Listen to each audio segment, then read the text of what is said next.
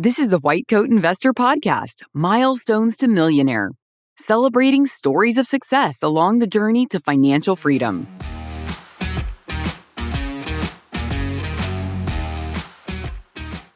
This is Milestones to Millionaire Podcast number 135. Podiatrist opens a franchise. This message is sponsored by WithCo, the ownership company. As a physician and practice owner, you've probably thought about owning your commercial real estate. You know, it's a smart move for your practice and for your family's future. But being a physician is a more than full-time job. WithCo is here to make commercial real estate ownership easier. With our lease-to-own partnership, we give you the expertise and the capital you need to become an owner with zero money down. Visit with.co/whitecoat to learn more. That's with.co/whitecoat. All right, welcome to the Milestones to Millionaire podcast. And there are a lot of milestones in life, a lot of financial milestones, and we celebrate them all the time here. You know, it might be just getting back to broke. It might be becoming a decamillionaire or anything in between. But we like to do unique ones as well. And today we've got a bit of a unique one. But if you'd like to celebrate your milestone with us, you can apply whitecoatinvestor.com/milestones. And we would love to celebrate that with you and also use it to inspire others to do the same. Stay tuned after this interview. We're going to talk about what it means to tilt your portfolio after we finish this interview. All right, let's get our guest on today. Our guest today on the Milestones to Millionaire podcast is Dr. Rakeel Patel. Welcome to the Milestones to Millionaire podcast. Thanks for Dr. Valley. I've been a big fan of the show, and I'm proud to be on here right now. All right. Well, let's let them get to know you a little bit. Tell us what you do for a living and how far you are out of your training. Yep. I'm a podiatrist, trained in foot and ankle surgery. I graduated med school 2013, residency 2016. I did a fellowship in 2017. First started my career in Florida and moved up to Maryland to be closer to family about 3 years ago, and I'm still here. Awesome. Now, I often tell people on this podcast that we'll celebrate anything with you, and we like having unique milestones. You know, I mean, it's great when people pay off their student loans or become financially independent or a millionaire or whatever. Those are great milestones. You know, those were also important milestones in my financial life. But it's also fun to do some of the, you know, maybe less common episodes that we do on here. And your milestone's a little bit unique. It's really kind of a career change. So tell us what happened with your career and what was going on in your mind and your life that caused you to embark on this career change. Right. So, I mean, we've heard so much about burnout in all aspects of medicine. And my burnout didn't really come from the pandemic. It just came from my workload. And last year, I felt like I just said yes to everything and working late hours and not paying attention to my own mental and physical well-being. And I had every symptom of burnout from light stage to the serious stage. I've been seeing mental health experts for it. I could gladly say I'm on the recovery for that, but it kind of kicked me in the butt saying I can't do this for 10, 20 years this way. So I had to find another revenue stream that's not all reliant on this job, which in itself is not really secure, which we'll talk about later. But my true passion ended up being golf. So I made a decision with a friend to start a indoor golf simulator franchise in our hometown. So tell me about this business. What does it do exactly? So it's an indoor golf simulator. There's bays you could play a full 18. You can do driving range. There's a full bar. There's food. It's like almost an indoor top golf. And we were tired of in the wintertime not having a place to golf. And then we said, you know what? Let's just make our own. So we tested the waters about doing from scratch, but we didn't want to leave our day jobs. So the franchise opportunity was the best thing. And we just took the plunge in March 2023. And we just signed the lease for the space last night, actually. Awesome. So how long does it take to play a round of indoor golf? So comparatively to the outdoor golf, you take 4 hours. In indoor golf, you could do an 18 holes in 1 hour, and you're not tired. You could be home to your kids, and you could still have a drink or two and have some food. and bring your friends on, and it could be maybe maximum 3 hours, but typically an hour for 18 is much better time commitment. So if I walk into your shop and I want to play around the golf, what do I pay for that? What's it cost? So from depending on off peak and peak, it's from $40 to $60 an hour. You could choose up to 6 people per bay. You just pay for the hour, and then the food and beverage is separate. You can choose to spend all day with us, or just come in for an hour. You don't even need your own club. We have our rental clubs that we have for you. Did you say it was $3 to $6 an hour? No, no, no. You can bring it's just $40 to $60 an hour, 40 to 60. All right. I you couldn't can figure out how you you can could bring stay in the yeah. business making $3. Right. All right. So 40 to Uh, 60 bucks yeah, an hour. I mean, that's a round of golf. You can play it in an hour. That's right. cheaper than a lot of places around here. Exactly, and you don't have to brave the weather, the hot sun, or the raining, or the bugs. The controlled environment. So I think it's a way for us to maintain our golf skills all year round. What part of the country are you in? Mid Atlantic in Maryland. Okay.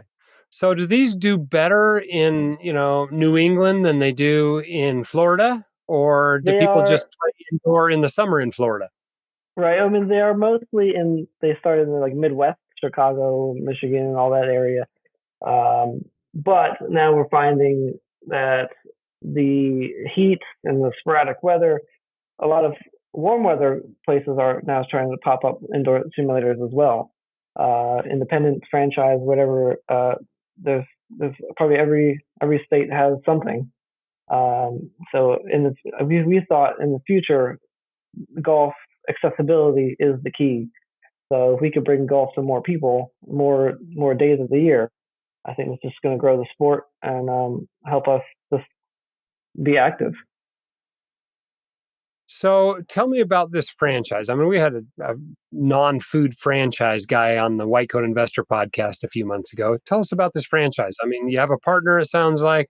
How much money Right. did you put down and what kind of Yeah. income are you guys seeing out of this franchise? So we had an initial $30,000 franchise fee, and then our cash injection will probably total up to 150,000 between both of us. We have an SBA loan for about $1 million, and we plan to gross revenue about $1 million for the first couple of years, and it'll go up and up uh, from then. So pretty highly leveraged, but pretty darn good income from it, it sounds like. Right. Yeah. Eventually, my goal was to become a part-time doctor, a part-time golf instructor slash just enthusiast. Yeah. So what has this allowed you to do with your practice? How much have you cut back at your practice? Well, cutback was actually forced upon me since I lost my job actually because I was forced out my contract 6 months early. So I guess Mike Tyson said, you have a plan until you get punched in the mouth. I got punched in the mouth pretty hard. So my plan, I guess, became accelerated because right now I'm doing part-time work at nursing homes, or 2 days a week. But I've also made the decision to start my own practice. So I'm going through that while starting another business at the same time. So it's a lot of learning along the way, but everyone tells me it's going to be worth it in the end. So I wish I had that income I had in the first part of the year, but luckily we did all the groundwork beforehand, so it's not too bad. Yeah. So what advice do you have for somebody that wants to do this sort of a thing? They want to mix it up, they want to leave a job or cut back to part-time or, you know, open a business thing on the side. What advice do you have for somebody that's maybe sitting there with a little bit of paralysis by analysis? So in my journey, my wife has helped a lot with this about finding what really works for you. I mean, when my schedule was overrun with late nights waiting in the hospital or working 7 days straight, we had to realize that if we look for a new job, it had to be more on our terms, something that I don't have to spend so many hours with. I can still do things with my family, and then I can still give time for myself. So the biggest takeaway is don't ignore yourself mentally and physically because you're not worth your burnout will affect your patients negatively even if you don't know it, because it was definitely about to start affecting my practice, and luckily I made changes to to make a positive impact. So tell us a little bit about your financial situation. It sounds like you'd been out Mm-hmm. 6-ish years, 5-ish, Yeah, 6-ish about years seven before years, I this would say. Yeah. happened. Where were you? Had you paid off student loans? Had you saved up any sort of a nest egg at that point? Had you bought your house? I mean, where were you at? Yeah, so luckily we saved. I got into the financial literacy game a little late, probably 2017 when I was a fellow, when I was around more high income people in Florida. But luckily we bought our house here in Maryland with a physician loan, so that was very nice. Not have to put anything down. My wife's salary, she works in real estate, logistics. So all her money goes right into savings. We try not to touch it. And we're living off of my income, which range from 50,000 from residency to 250,000 as an attending. Um, and now that has all changed because of the job loss. But luckily, we've used the principles from White Co-Investor to save. We've knocked down our car debt. We have no more car loans. We don't have any credit card debts. Only debt we have is the house and student loans. So now with you opening the practice, do you plan to just have that practice always be part-time? That would be nice. I don't know how sustainable it will be at first, but that would be a perfect goal of mine. Uh, we'll have to see how that works. Awesome. Well, Dr. Patel, this has been great. I appreciate you coming on and sharing this milestone with us, maybe inspiring others to make some career changes, whether they are forced upon them or whether they are, desired for whatever reason. But we thank you for sharing your story. Anything else you would like to? Any other advice you'd like to give people who are experiencing this sort of a career change? Yeah, basically be careful of who you trust in any business venture. I mean, sometimes you have promises that you think are actually written down, but they're not. So make sure you review all your contracts and keep the people you trust close, and just make sure you look out for yourself first. If it's not in writing, it didn't happen. Exactly. Awesome. Well, congratulations on your success, and thank you so much for coming on the podcast. Thank you. All right. I hope you enjoyed that interview. I thought the most interesting part of it was just seeing a doc go out and with no fear whatsoever, do something different.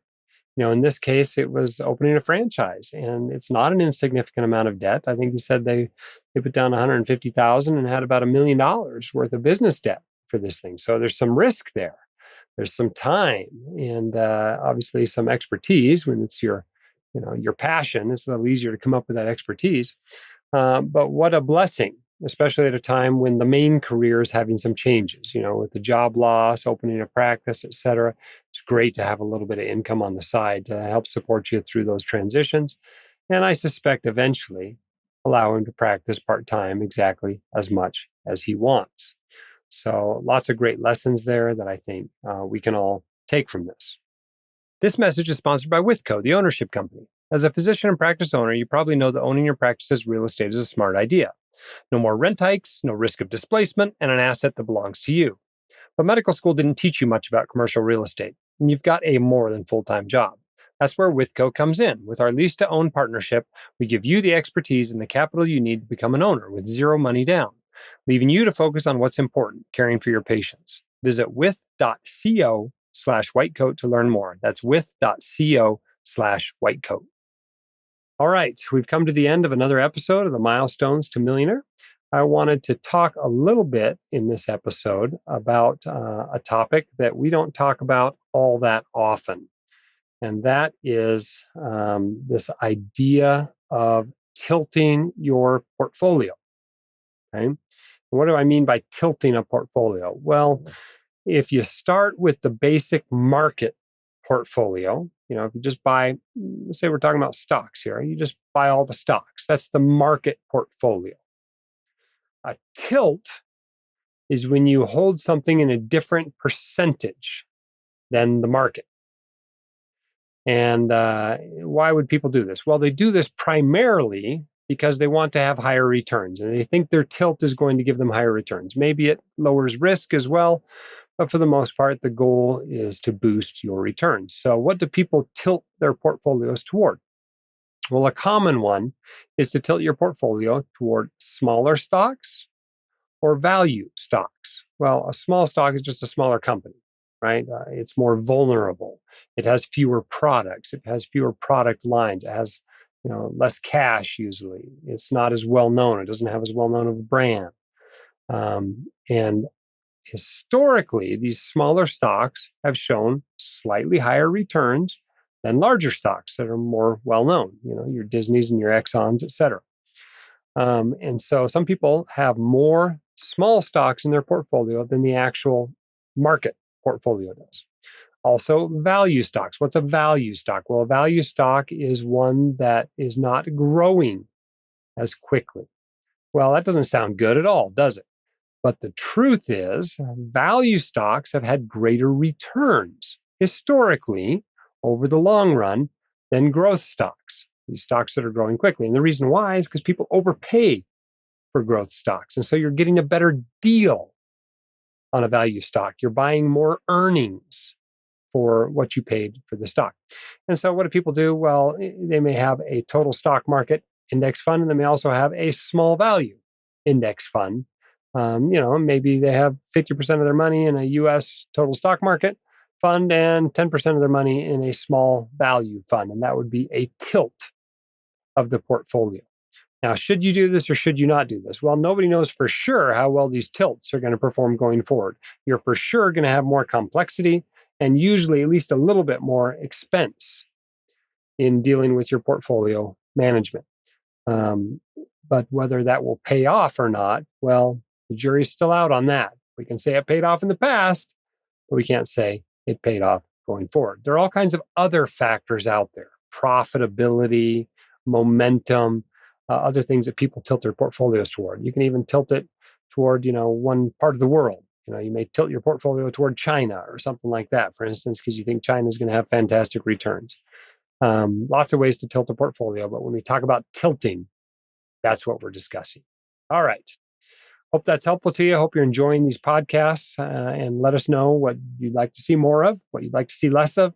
We're always responsive. You can email editor@whitecoatinvestor.com.